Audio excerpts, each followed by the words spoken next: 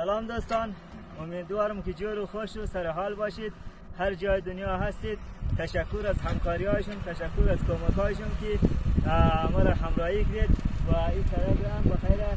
امیر خان که میگنید دلتی کوتر بسته دمی گلایی تازه کار شروع کردیم، کار منیم بخیر انشالله. در سر کوتر میرسه و توکل خدا. اگر گو مشکلی دیگه گو سنگمنگی چیزای سختی دیگه در آن آمد.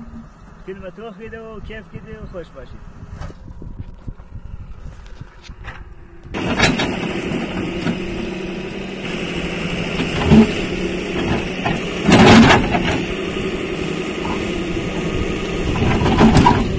همین رقم که میگردید خیلی خوب پیش مورد امروز و بعد سانگ های کلان کلان دست اینا را آقای رسولی کاشمونه بخیره.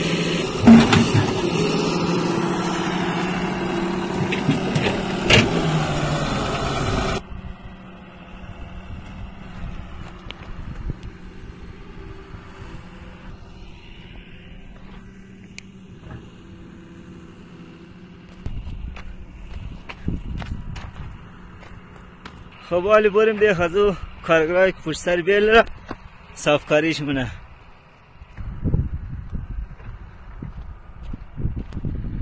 یعنی خالگی ها جایی که میگیرم که نرمه، خالگی ها جورنم که کمازا یا دیگه موترها خوب راحت از همدیگر رد شنه.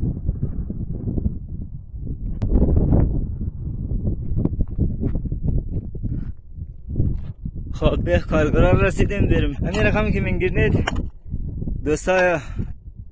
دوستای عزیز کار منه و پشت سر بیل صافکاری منه.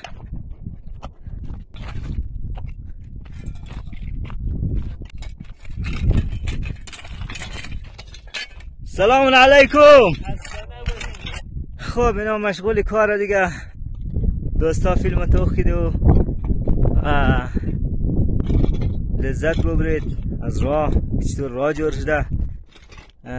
خوش باشید و سلامتی داشته باشید و باز ما را همراهی کنید تا که برای از این مردم وطن، برای بقیه مردم و یک راه خوب که راحت باید و بره و جور شونه.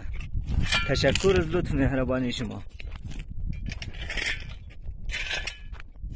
و نیروی کاری را هم امروز یکم زیادتر کردیم در بعضی روز. امیدوارم باز زیادتر هم میشه انشالله.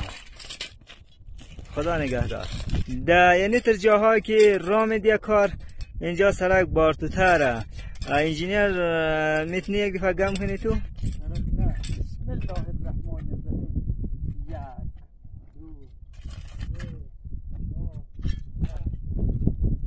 الرحیم. 6 گمه.